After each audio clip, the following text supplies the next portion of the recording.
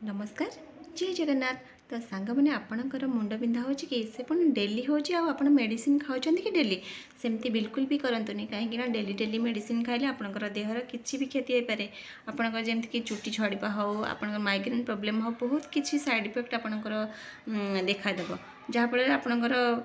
माने बहुत किसी क्षति हम देह भल रही तेणुक सब सब जिनस आमको डेली डेली मेडिसिन खाइबा बिल्कुल जमी न पड़ो मुझे भाया आपण गोटे रेमेडी आनी तो आपण मानक कहीदे आपको से भाया उपाय जब अप्लाई करेंगे ताले देखिए आपंकर मुंड बिल्कुल भी पिंधबनी। आम प्रायतः खरा दिन हो शीत दिन हो वर्षा दिन हो आम सब मुंड बिंधे जोटा कि आम मेडिसिन खाई आम भल कर दी था सांगे सांगे सडन भल हो जाए किंतु तापर स्टेज रे पुणी माने आउ थे हुए पुणी आउ थे मेडिसिन खाई दो जोटा कि आम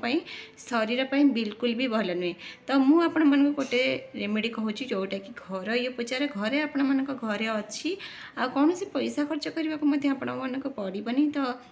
आपड़ से उपाय जदि करेंगे देखिए आपंकर मुंड बिंधा बिल्कुल हेनी कि आपण को मेडिसिन खाइबा बिल्कुल भी पड़बनी जहाँफल आपन को शांति लगे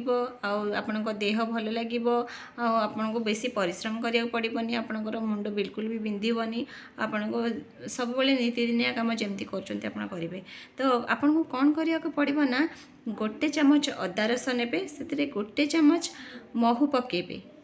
आउ गोटे लवंग ये तीन टा जिनस मिसेक आप सका थे खाइबे आउ संध्या बेले थे खाइबे जदि खाती आप कंटिन्यू आग करूँ देखिए 2 सप्ताह 3 सप्ताह भितर आपणकर मुंड बिंधा पूरा कमिज आ बिल्कुल भी हेनी। और जदि पारे आपण आम चंदन घोरुचे जो चंदन काठ जोटा घोरुचे जो थे पत्थर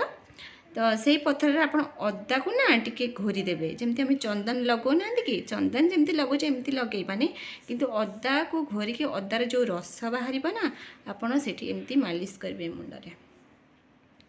एमती जितेबले भी माने कंटिन्यू करंतु जितेबले करमती मालिश करेंगे अदा रस देखिए आपणकर मुंड बिंधा भल हम आ मुझे आगे किसी दिन है ट्राए करुँची आपण करंतु तार रिजल्ट केमती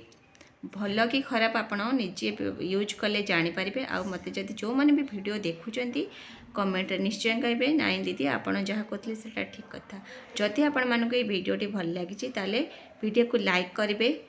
शेयर करेंगे सब्सक्राइब करेंगे आ कमेंट करने को बिल्कुल भी भूलें। पुणी देखा नुआ वीडियो रे। नमस्कार जय जगन्नाथ।